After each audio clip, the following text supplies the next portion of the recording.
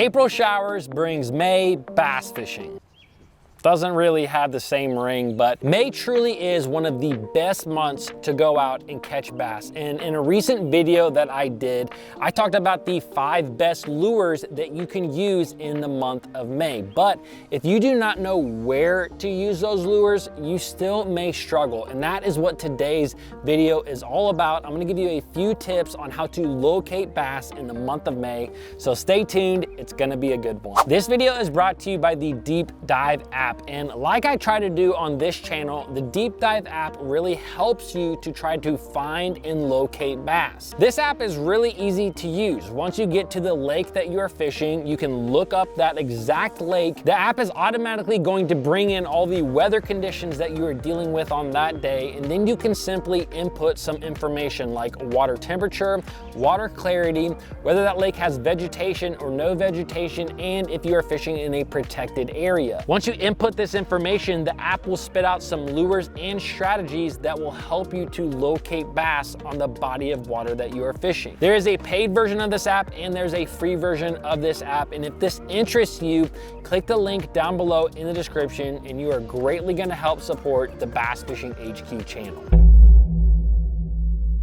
Now, one of the biggest things that will help you to locate bass during the month of May is really understanding that in May, pretty much all bass fishing, no matter where you live in the country, somehow revolves around the spawn. I'm not saying that all bass are going to be spawning during this month. You know, obviously, if you live up in the northern part of the country, you're probably more on the pre-spawn side of things. Now, if you live in the southern part of the country, like Texas, Florida, Alabama, you're going to be more on that post-spawn side. But regardless, in May, really to locate bass, it still revolves around the spawn. Now, when I get to the body of water, there are 2 really big things that I'm going to pay attention to. One is I am going to look and I'm going to concentrate my time on the biggest spawning areas on that body of water, wherever that may be. If you fish a river, sometimes this can be a certain oxbow off the river. If you fish on a lake,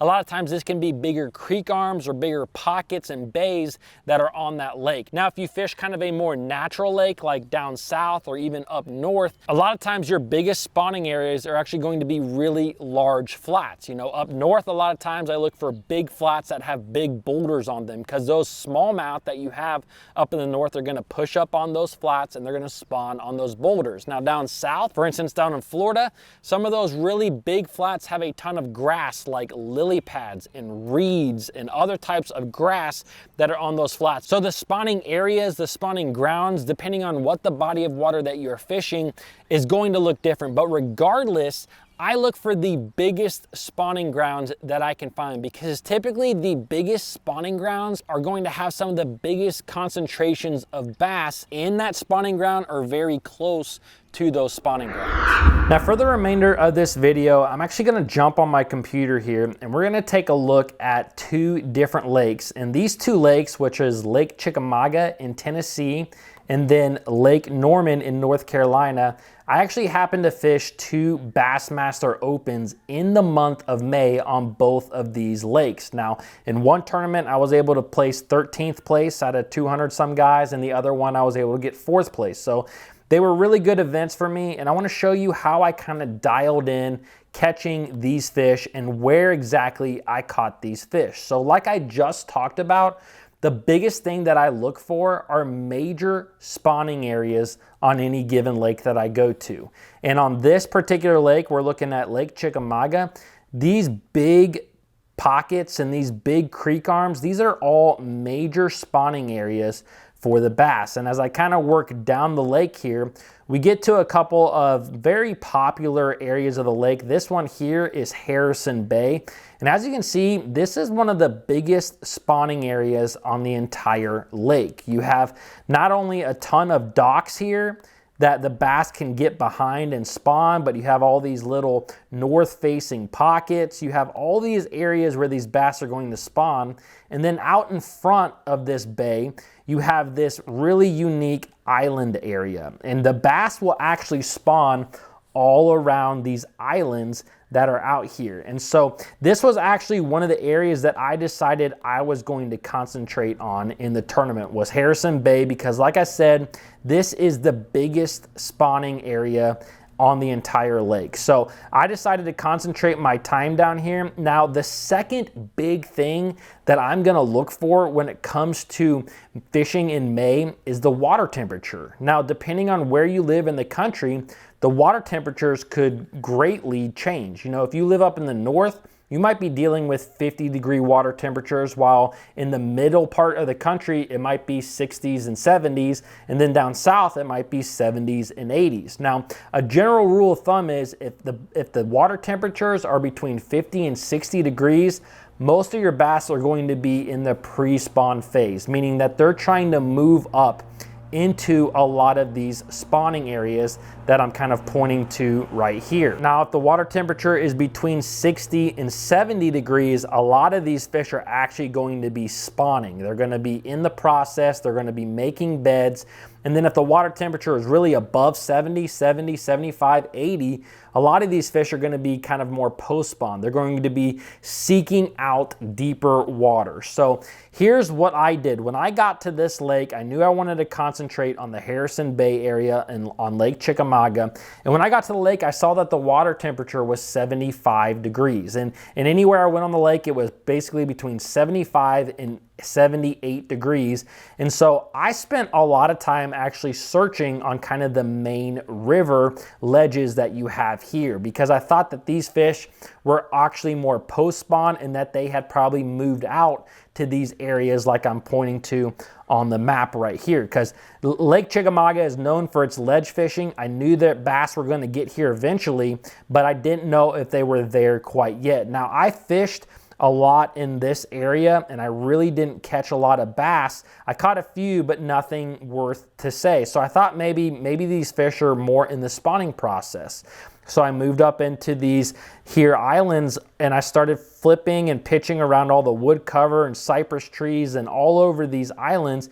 And I caught a few fish, but again, nothing really big. I didn't see a lot of beds.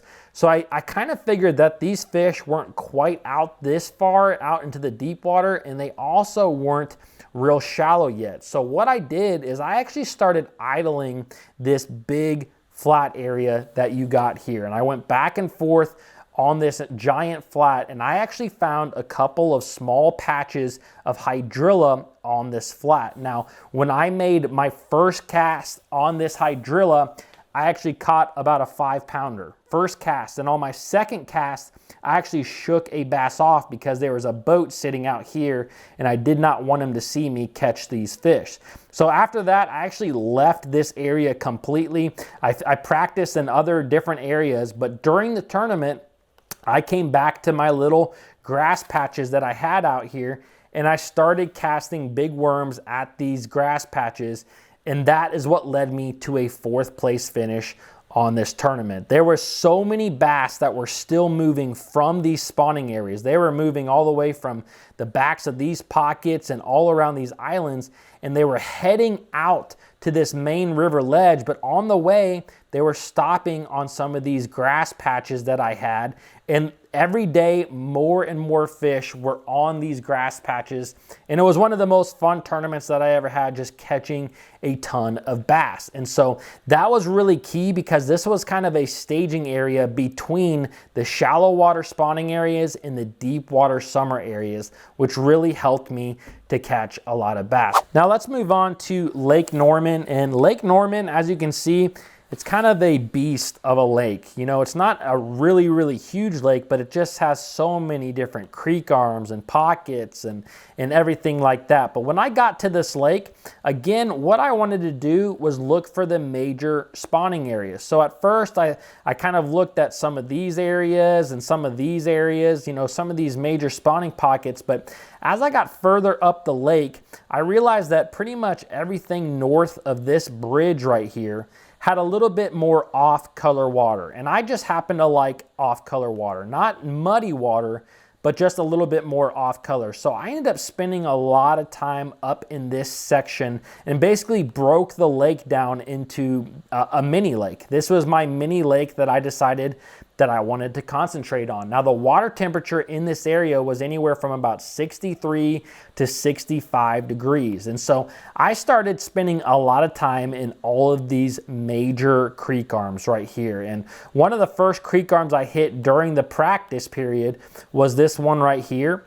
And I went into it and I actually caught about a 3-pound spotted bass right here. And then when I got into this little pocket, I caught a 4-pound largemouth. And I'm like, that's interesting. And then I went around the corner here, I got into this pocket and I caught a 2.5-pound largemouth. And after that, I knew that these fish were probably spawning in all these little pockets. I immediately left this creek. I ran up here into this particular pocket and I got right here to this pocket and bam, I caught a giant for this lake, which was about a 5.5-pound largemouth.